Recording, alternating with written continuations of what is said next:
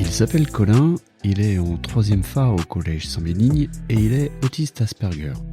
À l'occasion de la journée mondiale de la sensibilisation à l'autisme, il a voulu parler à ses camarades de sa différence et de sa façon d'aborder le monde.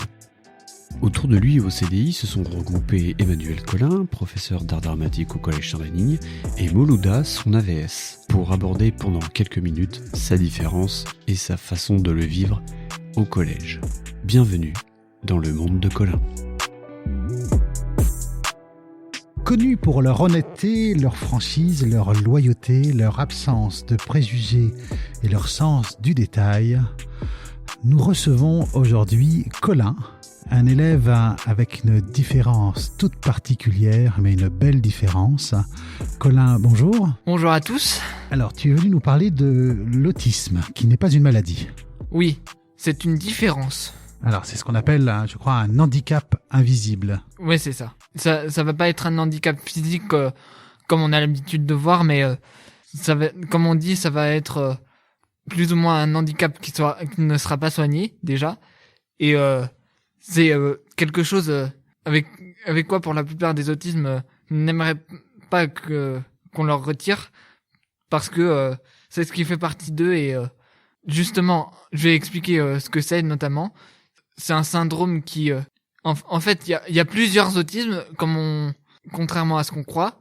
Il y a les surdoués, c'est un syndrome dans lequel les individus concernés, il y en a plus d'un tiers qui sont en échec scolaire. L'autisme normal, c'est caractérisé par un retard de langage et des difficultés de communication avec les autres. Et le syndrome d'Asperger, cette fois-ci, il n'y a pas de retard de langage et il veut interagir avec les autres, sauf qu'il ne sait pas comment s'y prendre. Alors, moi, dès que j'ai su que j'étais Asperger, je me suis dit pourquoi. J'ai mis du temps à adhérer à tout ça, mais au final, j'ai adhéré assez vite. J'ai appris à me démarquer d'abord avec les adultes, notamment avec Madame Guillot le jour de l'inscription au collège. Puis avec les élèves à partir de la 6e et maintenant au plus haut, quoi. Au plus haut, voilà, tu es en 3e, c'est oui. Ça maintenant. Oui, c'est ça. Donc c'est ce qu'on dit que c'est un développement neurobiologique différent, difficulté de communication, c'est ça, avec les autres. Oui, il y a aussi des difficultés de concentration, notamment à cause du bruit. De nombreux individus ne tolèrent pas beaucoup le bruit. Et puis un collège, ça peut être un peu bruyant. Oui, ça va. Moi, je tolère jusqu'à un certain niveau, mais déjà, quand ça s'est amélioré depuis que j'étais petit. Dès qu'il y avait un chien qui aboyait, je me bouchais les oreilles et je ne bougeais plus. Ah ouais. J'étais complètement terrorisé. Pas par le chien, mais par les aboiements du chien. Oui, pas par le chien. Et dès le début, comme j'ai des difficultés de communication avec les autres. Dès la petite enfance, je suis à part avec les gens avec qui je suis proche, ma famille et mes amis. À part ça, j'étais tout le temps seul à l'école primaire. J'étais complètement isolé. À la fin de l'école primaire, j'entendais tout un tas de préjugés sur quoi j'étais handicapé. Ah oui. T'en as souffert de cette interaction sociale compliquée un peu avec les autres en primaire? J'en ai pas tellement souffert parce que quand ça a commencé, je ne savais pas que j'étais différent en ça. Et un moment où j'ai été diagnostiqué, je suis sorti un petit peu de l'ignorance vis-à-vis de ça. Et du coup, j'ai pu voir plus clair sur qui j'étais et me connaître mieux. Ça a commencé à me sociabiliser de manière importante au sein de mes camarades en 6e. Là, je me sociabilise de plus en plus. Et j'ai remarqué pendant le premier confinement surtout que ça m'avait forgé cette solitude était avantageuse parce que ça m'avait forgé un mental. J'étais capable d'être qu'avec les membres de ma famille pendant plusieurs semaines et je voyais les autres mais en projection astrale entre guillemets, mais c'est on voit que là ça m'a forgé beaucoup le mental, mais ce mental c'est démantelé est devenu besoin de sociabilité avec les années. Ah oui. Oui. Oui, tout à fait, parce que tu n'as pas du Oui. tout peur d'ailleurs de prendre le micro, Oui, de nous parler et de parler. Il y a même très peu d'élèves qui pourraient le faire comme ça. Hein. oui. C'est à partir de la 6e que j'ai appris à ne plus être totalement timide et appris j'ai appris à en parler ouvertement. Donc du coup, dès que j'étais petit, je menais ma petite vie seul, en train d'observer le monde autour duquel j'étais, et quelque part je rêvais dans mon propre monde, et je rêvais de qui je voulais être, qu'est-ce que je voulais être, et en fait à l'époque pour moi c'était presque mieux au final d'être seul, et maintenant avec l'âge ça devient de plus au contraire, à certains moments, ça devient de plus en plus compliqué. Ah d'accord, ouais. Oui. Et alors, je disais que quand on est autiste Asperger, on a du mal à comprendre l'implicite. Ça te parle quand je te parle de ça? Ce qui n'est pas dit. Ce qui n'est pas dit. Voilà, oui, par exemple, les routes sont enneigées, mes parents devraient appeler l'école. Tu vas pas forcément comprendre qu'en fait que ça signifie que la circulation va être difficile et que tu vas être en retard. Ça dépend des moments et surtout des individus. Ah, d'accord. Et moi, il y a beaucoup de gens comme moi qui ne comprennent pas le sens figuré. Par exemple, t'es tombé sur la tête. Voilà. Moi, je comprends la plupart des expressions comme ça.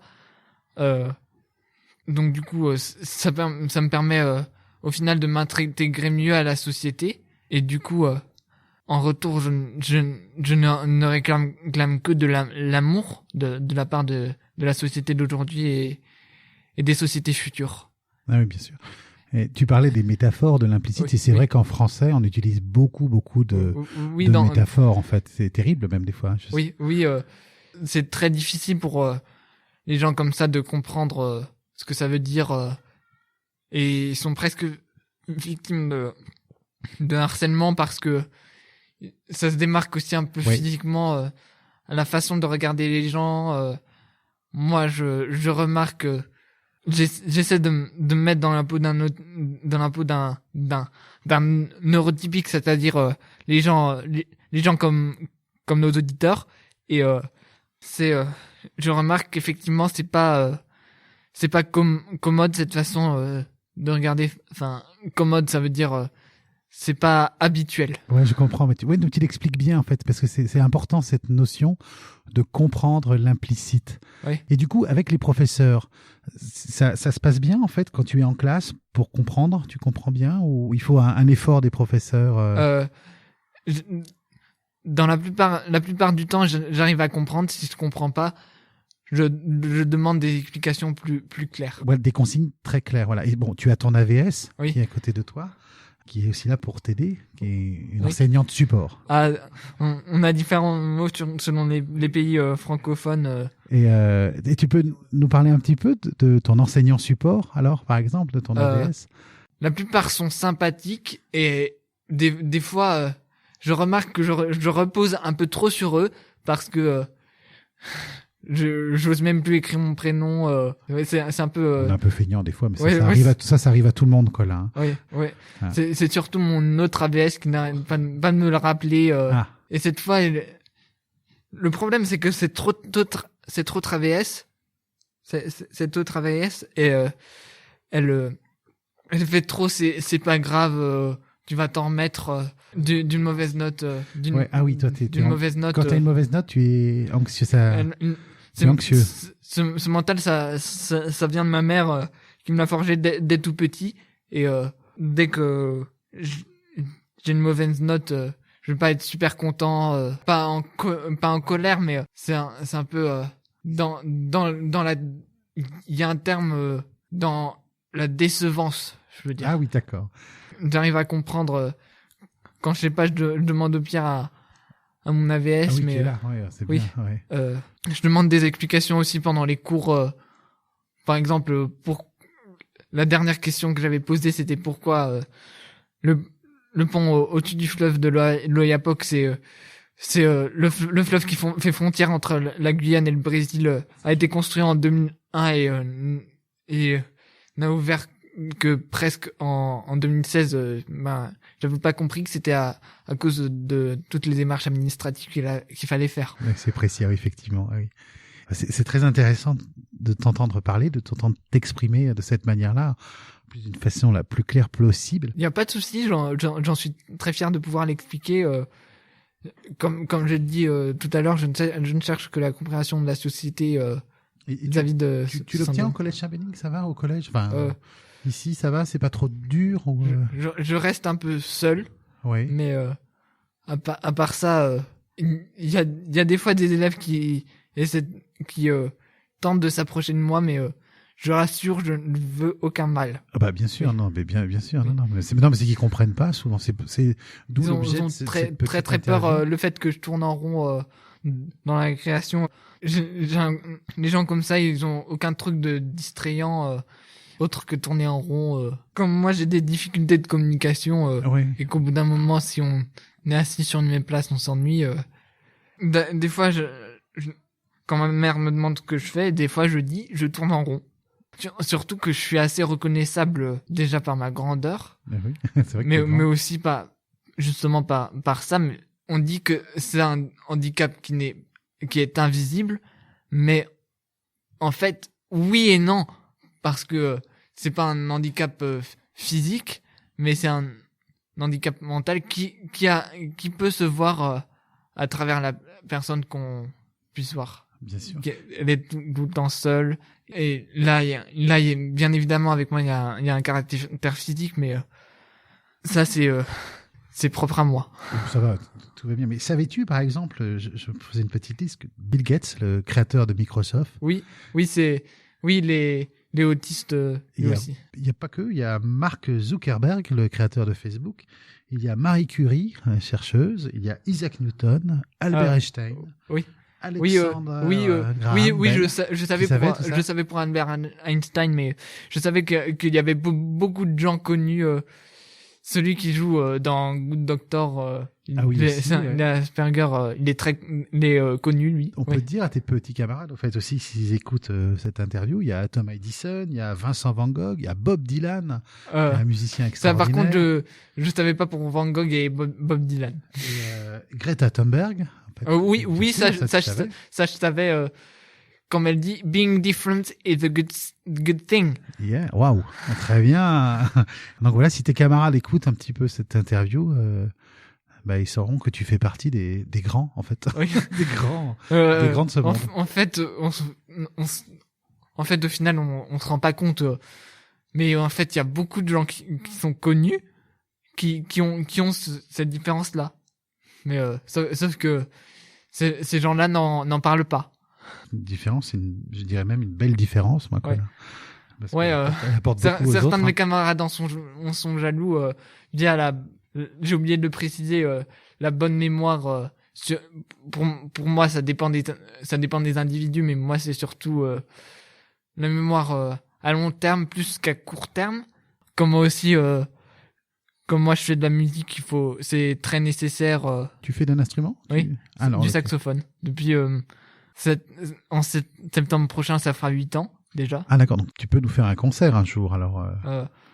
J'ai déjà envisagé plusieurs fois, mais sauf que pour le moment ça n'a jamais eu lieu. Avec la fin d'année, ça va être compliqué. Ah oui, tu as le brevet, hein, c'est ça. Ça sera pour fêter le brevet alors. J'ai déjà réfléchi à faire des montages.